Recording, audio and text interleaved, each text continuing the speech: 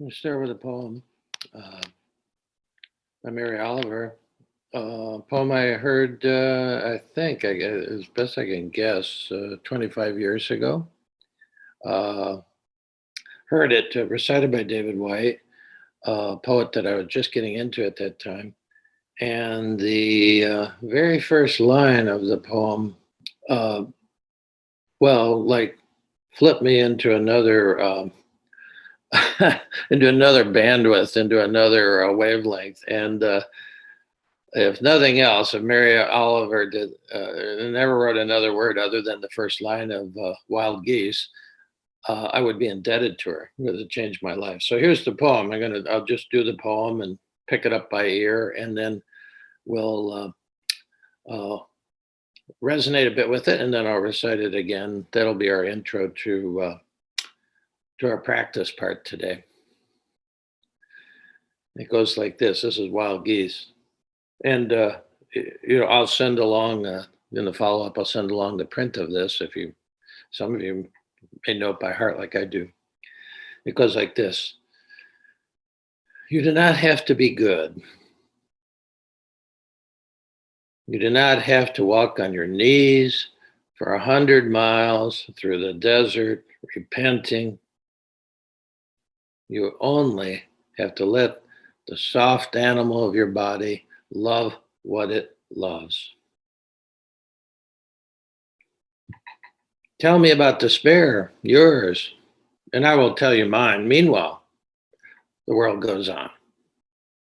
Meanwhile, the sun and the clear pebbles of the rain are moving across the landscapes,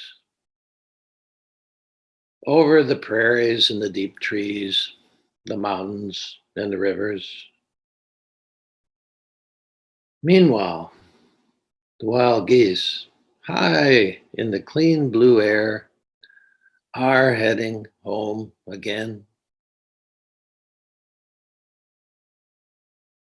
Whoever you are, no matter how lonely, the world offers itself to your imagination, calls to you like the wild geese, harsh and exciting, over and over, announcing your place in the family of things. You do not have to be good. It just totally blew my mind. I mean, my one on the Enneagram, not only are we the good boys and good girls of the universe, but we think being good means being perfect. And what a load that was when I just heard some adult, some elder, and she really is what I consider an elder in the world community, when she said, you do not have to be good.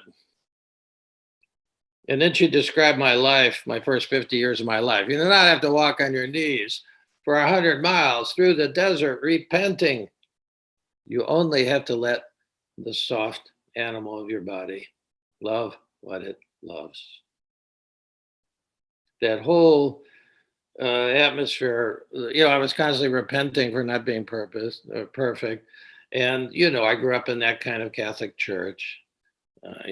I signed up for double 24-hour devotion thing so that my knees would totally ache by the end of the 2 hours sitting on the kneeler because, that's how I was geared, and, you do not have to walk on your knees for 100 miles through the desert repenting because you're not perfect. And then this whole poem sort of pivots here. It says, you only. Great poems have a kind of pivot. And she's going back and forth between living in the mind where all the commandments are, be perfect, help everybody, be successful. All those commandments will appear. And she's doing this kind of pivot at this point to this deepest region of consciousness, which we call heart awareness. She's going into the body. You only have to let the soft animal of your body love what it loves. You don't have to be good, because that's a moral category. It says you only have to let the soft animal of your body. Love what it loves. Well, hell, I didn't even have a body at that time. I was head on a stick, and uh, if I had anybody, it was to be mortified. My Trappist guide, Father Gregory, when he was explaining about the belts that the Trappists wore, I said, "What's with the deal with these long belts that hang down?" He said, "Oh well," he said, on Friday nights in honor of Good Friday, we'd pull our cowls down before we went to bed, and we'd mortify ourselves for 3 minutes. We'd whip ourselves for 3 minutes in honor, to share the suffering of Christ." And I said, "Wow." I said, "Do you still do that?" And he said, "Oh, hell no." He said, "I came to the conclusion that God was going to give me just enough suffering to become a saint. And I didn't have to add one lash more." That was also a revelation to me, because Gregory was a one, but he was an elder one. He'd been through all that nonsense. Yeah. So you only have to let the soft animal of your body love what it loves. Now, like all good poetry, Mary Oliver would never explain, well, what is this soft animal of the body? That's the beautiful thing about poetry. You can resonate with that line, and you can decide what it means for you. There is a soft animal in this kind of abused hard shell that we're all trying to get hard bodies now. That's why we go and work out. 6-pack abs, all this muscle. You only have to let the soft animal of your body love what it loves. What is the soft animal of your body, and what does it love? Good questions. This is a brilliant poem at this point. She had just written this much. Great poem. But then she goes on. Now she makes this shift. She shifts back up into the small little cramped place that most of us live in, the mind. And she says, "Tell me about despair, yours, and I'll tell you mine. Meanwhile, the world goes on." How many of us have spent days, weeks, months in that little cramped space? "Tell me about despair, yours, and I will tell you mine." But then she lets you way out of the box. Meanwhile, the world goes on. See, Mary Oliver, she growing up as a young child, she was abused by her father, and so her coping strategy was to grab a pad and a pen and get up and get out of the house before he woke up.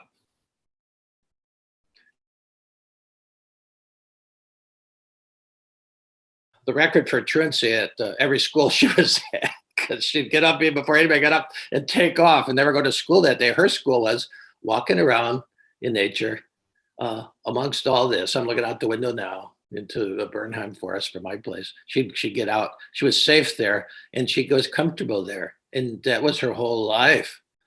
She just would go out in the morning and walk. I went out this morning and walked before the rain. Sometimes I walk in the rain. So it's usually the end of my morning practice after reading and sitting and writing.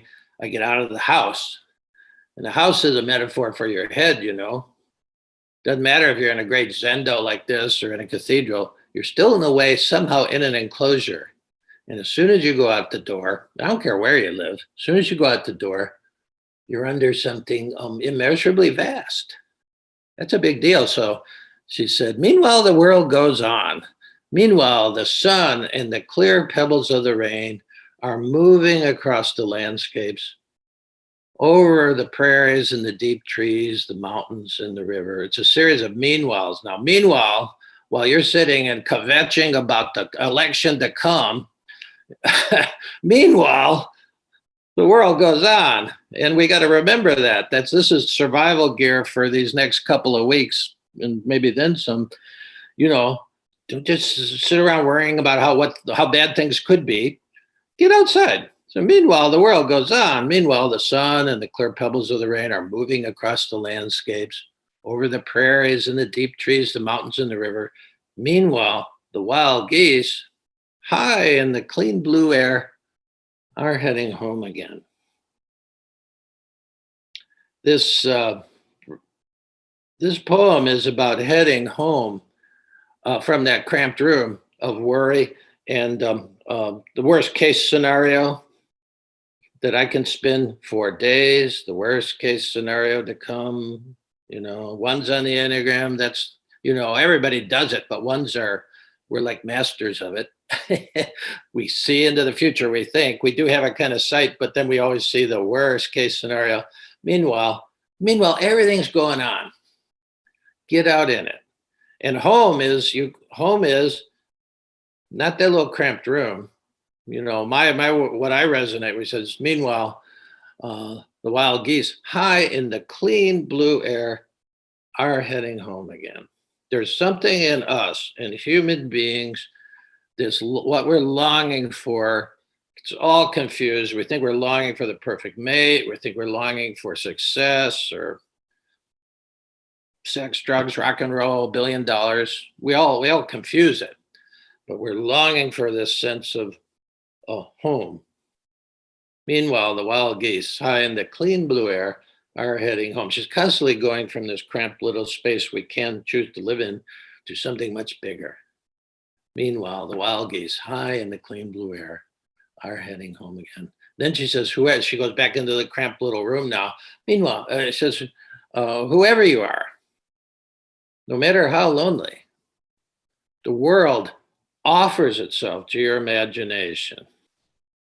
When we've spent a couple of weeks working with, and some of us many weeks or maybe years working with Tonglen, which is an imaginal practice where we're hooking up with a bandwidth that's beyond the rational mind. When you're breathing in, even when you're breathing in your own pain and suffering, but when you're exchanging yourself for others and you're breathing in pain and suffering of distant people who live states away, continents away, even people who have passed away or are yet to be born. That's a totally another bandwidth. We're using the imaginal bandwidth, which is what the Romantic poets really believed in. When they talked about the imagination, they weren't talking about just making things up. They were talking about something we have in us that we can connect with that goes beyond time and space. He says, so whoever you are, no matter how lonely, the world offers itself to your imagination, calls to you like the wild geese, harsh and exciting. See, the call of this bigger, you just have to say the quantum universe, the call of that is both harsh and exciting. And we've hit the territory before where we talk about grace as having two faces or two sides of the coin or two hands of grace. There's the friendly kind of grace, and then there's the fierce kind of grace. And she picks that up when she says, whoever you are, no matter how lonely, the world offers itself to your imagination. The wild geese call to you. The world offers itself to your imagination, calls to you like the wild geese, harsh and exciting, over and over, announcing your place in the family of things. That's home. And it's amazing that, you have to somehow go around to a deeper beginning. It's not necessarily just a circle. It's more like a spiral. And think, that understanding was here amongst most of our native indigenous people. I said, harsh and exciting, over and over, announcing your place. I've often been reciting, I've more than once been reciting this poem on the road as I walk this little 2-kilometer road every day. And as geese fly over. Didn't happen today, but it has happened. It's amazing kind of, I wouldn't call it a coincidence. I'd call it a God incidence. You're breaking through to this quantum universe where everything's connected. So it's really great. And they're calling you, announcing your place in the family of things. I know many people who grew up in a family where, it was, especially if you're a 4 on the Enneagram, you can't avoid this. You don't feel like you fit in the family. How did I ever get in this family? And, the ugly duckling myth is the myth of all fours. Like, I just don't belong in this family. I think Jesus probably felt that way too, as a four, had to. Uh, and but most of us feel that way some way. We all have some part of it. Like I don't quite belong here. Where do I belong? And Mary Oliver says, announcing your place in the family of things. You know, the Lakota Sioux, especially, their term was amongst all my relations. And so, a really a brilliant poem to remind you over and over again. Wherever you are, no matter how lonely, the world offers itself to your imagination. The imagination, this other bandwidth, is a way into this quantum universe, which universe without end, but it includes all of this stuff. So you walk out the door, and St. Francis had this view: brother sun, sister moon, brother wolf, sister violet. Everything he saw was family. When I was working with my Korean Zen master at one time, I was complaining about my lack of a sangha, my lack of a community. And that we were sitting in a room at Gethsemane. He was doing a retreat at Gethsemane, and a bird, it was a cardinal outside, just did its thing. And he said, "Brother Cardinal." And it was one moment where I really liked the guy. I pretty much hated the guy the whole time I worked with him, but he really opened the door. He said, "Yeah, you got a community, you've got a family, no matter how lonely, no matter how isolated." And this is a very isolating period physically, time and space, because of the virus. No matter how lonely, no matter how isolated, the world offers itself to you. So you just go out the door. I had to walk. I walk pretty much every day if I can. Situation. If it allows it, and it's more like that now.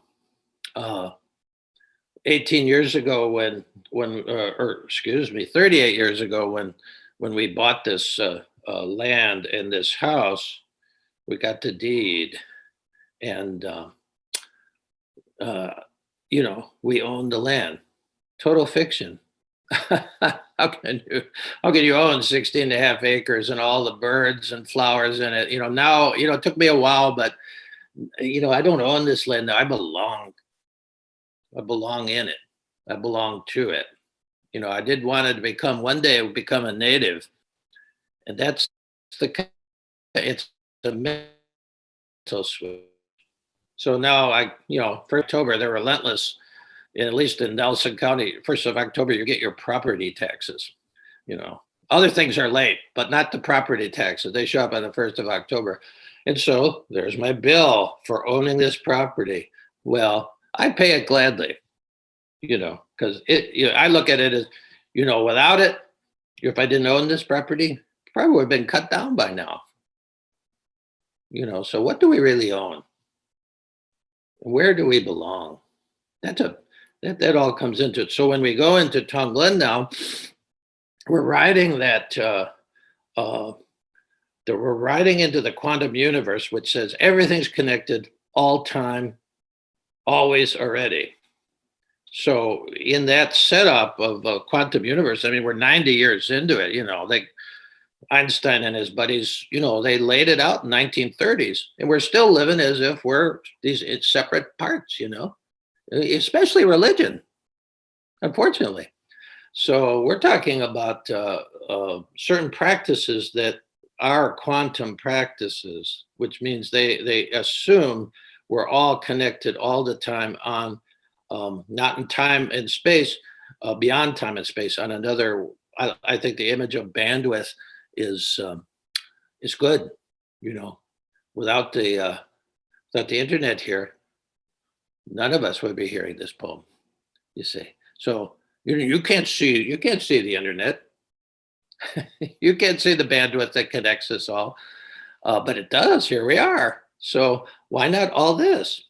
And so that changes your whole perspective. You're home, and so yeah, you can pray for your aunt, in Sacramento. Yeah, you can your dead cousin can show up in the middle of a thing. Well, what do you do when your dead cousin shows up in the middle of a Tonglen or even a meditate? Do you say, well, no, no, you're dead already? No. Then it even makes us question this whole the death thing, is that death is the end of something. In a quantum universe, it's a world without end, you see. See, so this hopefully this frees you up to really, first of all, when we uh, jump into the Tonglen, do it for yourself. I'll just sort of introduce you to it, remind you of the parameters of it, and then we'll spend a little time with all our relations.